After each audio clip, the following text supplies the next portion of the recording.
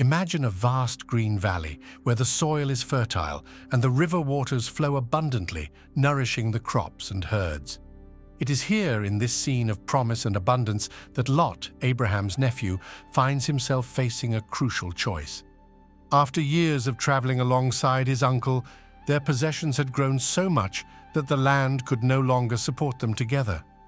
Lot's and Abraham's shepherds began to quarrel, and in this atmosphere of tension, Abraham, a wise man of great faith, took the initiative and proposed a peaceful separation to Lot. "Let there be no strife between you and me," said Abraham, "nor between your shepherds and my shepherds, for we are close relatives. Is not the whole land before you? If you go to the left, I will go to the right. If you go to the right, I will go to the left." Lot looked around, his eyes settling on the Jordan Valley. It was a lush land compared to the Garden of Eden, full of opportunities. Attracted by the promise of wealth and prosperity, Lot chose the plain of Jordan, moving eastward and settling near the cities of Sodom and Gomorrah, famous for their fertility but also for their corruption and sin. It was a decision that seemed wise in human eyes. The land was indeed rich, and the material prospects were bright. But, as with many decisions in life, the consequences would not be seen immediately. Lot chose what seemed best for himself and his family, unaware of the hidden pitfalls in the choice he had made. This decision would mark the beginning of a series of events that would shape the fate of Lot and his family, leading them to confront the moral decay of Sodom and to experience God's mercy and judgment in a deeply personal and transformative way. And so Lot, the man who sought the abundance of the land, began his journey into the valley, not knowing that his choices would lead him down a path filled with challenges and revelations. South of the Dead Sea, where the sun relentlessly beats down upon the earth, lies a city shrouded in dark legends and tales of decadence, Sodom. In ancient times, this city flourished, known for its wealth and opulence. However, beneath this facade of prosperity, a disturbing and corrupt reality lurked. Sodom was a city where moral and spiritual principles were disintegrating. Lust, greed, and violence not only prevailed but were celebrated. Commerce thrived, but justice was absent. Feasts were abundant, but compassion was scarce. The inhabitants of Sodom had surrendered to disordered desires and cruel acts, living as if there were no consequences for their actions. Men and women of the city prided themselves on their freedom, but this freedom came at a cost. They exploited the weak, ignored the needy, and mocked everything sacred. The nights in Sodom were lit by wild parties, where excessive food and drink were just the beginning of depraved acts that would shock even the most tolerant. The air in Sodom was heavy, not only with the desert heat, but with the weight of injustice and sin that permeated every corner. It was a city where the cries of the oppressed mingled with the laughter of the oppressors, creating a cacophony of despair and wickedness. Lot, in choosing to live near this city, was likely aware of its reputation. However, the allure of fertile land and commercial opportunities may have clouded his judgment. Day after day, Lot and his family witnessed the rampant corruption that ran through the streets of Sodom. Trying to remain upright amid the decadence, they found themselves surrounded by a people whose morality was as fluid as the desert sands. Sodom became a symbol not only of sin, but of the complete and absolute rejection of divine values. And in the midst of this scene of rampant corruption, the shadow of impending judgment began to form. For where there is great darkness, the light of justice is not far behind. And so, as Sodom continued on its path of self-destruction, few knew that the city's fate was about to change forever, taking with it all who chose the path of iniquity. It was a typical afternoon in Sodom, with the desert heat beginning to wane as the city prepared for another night of revelry and excess. But on that day, something extraordinary was about to happen. Two strangers approached the city gates, their simple garments and serene faces masking their true nature. They were angels, sent by God on an urgent and solemn mission. Lot, sitting at the city gate, saw them. Something about the demeanor and presence of these men caught his attention.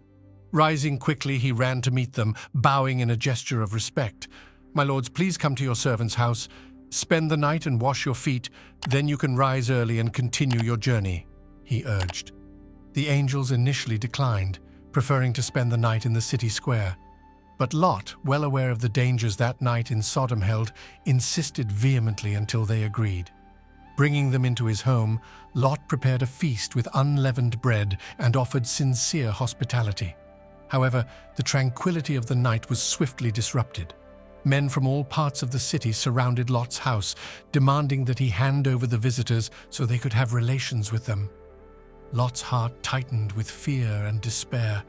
He went outside to meet them, closing the door behind him, trying to appeal to their reason and decency which had long abandoned those men.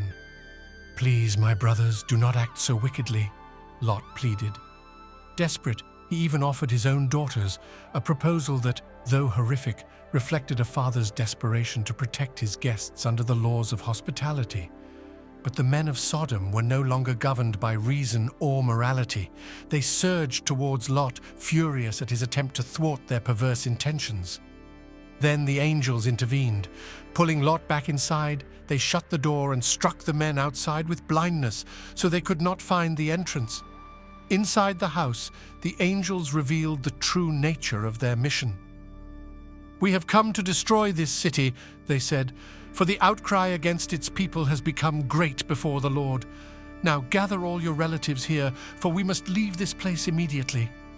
The news fell like a death sentence, not only for Lot and his family, but for the entire city of Sodom. The corruption and wickedness had reached a point of no return, and divine judgment was imminent. As the first rays of sunlight approached, heralding the dawn of a new day, Lot knew that time was running out. Lot went out to warn his future sons-in-law, who were pledged to marry his daughters. "Get up! Get out of this place, for the Lord is about to destroy the city," he exclaimed. But his future sons-in-law laughed, thinking he was joking. To them, the idea of divine judgment seemed absurd, a mere fantasy. Back at his house, the angels urged Lot to hurry. "Take your wife and your 2 daughters who are here, or you will be swept away when the city is punished." Hastily but still hesitant, Lot and his family were practically dragged out of Sodom by the angels. "Flee for your lives! Don't look back and don't stop anywhere in the plain! Flee to the mountains or you will be swept away," the angels commanded. Lot, fearing he wouldn't be able to reach the mountains in time, asked for permission to take refuge in a small nearby town called Zoar, and the permission was granted. As the sun rose over the horizon, the judgment began. The Lord rained down burning sulfur on Sodom and Gomorrah, destroying the cities, the entire plain, and all those living in the cities along with the vegetation in the land. The destruction was total, a spectacle of divine justice against unchecked corruption. During the escape, with a thunderous sound echoing behind them, Lot's wife, taken by curiosity or longing, looked back, disobeying the angel's command. In the instant her eyes turned to the burning city, she turned into a pillar of salt, a silent and eternal testament to the price of disobedience. Lot and his daughters, now alone, continued their flight to Zoar. Upon reaching safety, they looked upon the devastation that had befallen the land. Everything they knew, everything they had built, had been reduced to ashes. Lot's life, which had begun with an apparently prosperous choice, was now marked by loss and sorrow. In his heart, he knew that the corruption of Sodom had brought upon him and his family a series of trials he could never have anticipated. And so, taking refuge in the mountains and separated from the world they knew, Lot and his daughters began a new life, bearing the scars and lessons from a land where corruption had invoked divine judgment. Refugees in the mountains, Lot and his daughters settled in a cave, isolated from the world they had known. The silence and solitude of the mountains starkly contrasted with the hustle and sin of Sodom. The devastation they witnessed, the loss of their mother and wife, and the feeling of being completely isolated began to weigh on Lot's daughters. Time passed, and anxiety gripped the young women. They feared that, with the destruction of the surrounding cities, there would not be enough men to marry and continue their father's lineage. The fear that Lot's family line would die out led them to conceive a desperate plan. "Our father is old," said the older daughter to the younger, "and there is no man around here to give us children, as is the custom all over the earth. Let's get our father to drink wine and then sleep with him and preserve our family line through our father." That night, they got Lot to drink wine, and taking advantage of his drunken state, the older daughter lay with him. Lot was unaware when she lay down or when she got up. The next night, they repeated the plan, and the younger daughter lay with Lot, again without him noticing. From these incestuous relations, both of Lot's daughters conceived children. The older daughter gave birth to a son and named him Moab. He became the father of the Moabites. The younger daughter also had a son, whom she named Ben-Ammi. He became the father of the Ammonites. Thus, in the mountains of Moab, two nations arose that, despite their controversial origins, would play significant roles in the history of Israel. The Moabites and Ammonites would have complex and often contentious futures with the descendants of Abraham, but God's mercy and promise remained, even amid the most challenging circumstances. The story of Lot and his daughters is a powerful reminder of the complexities of human nature and God's ability to work even in the most desperate situations. It is a narrative of choices, consequences, and ultimately hope and redemption, demonstrating that even in darkness, God's light can shine and bring about new beginnings. In the solitude of the mountains, Lot and his daughters began to rebuild their lives, but the weight of their past decisions was never far from their minds. Lot's sons, Moab and Ben-Ammi, grew strong, each destined to become the founder of a great nation. Although marked by controversy, Lot's lineage would play a significant role in the region's future. The nations of the Moabites and the Ammonites established themselves and grew with their own cultures and traditions, always under the shadow of their unusual origins. Moab, the son of Lot's older daughter, became the patriarch of the Moabites. They settled east of the Dead Sea, building cities and establishing a prosperous society. Over time, the Moabites had various confrontations and alliances with Israel. The tension between the two nations was constant, but there were also moments of cooperation and peace. The story of Ruth, a Moabite who became part of King David's lineage, is a testament to the complexity of the relations between these nations. Ben-Ammi, the son of Lot's younger daughter, gave rise to the Ammonites. They settled north of the Moabites and, like their cousins, also had a history filled with conflicts and interactions with the Israelites. The rivalry between the Ammonites and the Israelites is narrated in several books of the Bible, where battles and treaties are frequent. For Lot, the sight of his grandsons growing up and their nations forming was a mixture of pride and melancholy. He had lost so much, but at the same time the promise of continuity through his descendants offered a form of redemption. He spent his days in the mountains contemplating the choices he had made and the lessons learned. The isolation made him reflect deeply on human nature, the power of decisions, and the invisible hand of God guiding history. Lot and his daughters leave us a legacy of human and divine complexity. Their lives are a mosaic of faith, failures, hope, and redemption. They show us that even in the most challenging and incomprehensible circumstances, there is always a path to mercy and grace. Thus, the story of Lot and his daughters is not just a cautionary tale, but also a reminder of the power of human resilience and God's eternal promise to guide and protect his children regardless of their failings. In the silent mountains where life once flourished from despair, the hope of new beginnings remained alive, a testament to the transformative power of faith. As Lot aged, he watched his grandsons become leaders, shaping the cultures and traditions of the nations they founded. The echoes of their choices and the events that brought them there were constant reminders of what they had lost and gained. Life in the mountains brought simplicity and a return to the basics, but also offered a unique perspective on what truly mattered. Living with his grandsons allowed Lot to share wisdom and stories of a time that, to the young, seemed almost mythical. He spoke of the green plains of the Jordan, the prosperity of Sodom before its fall, and the lessons learned from the city's destruction.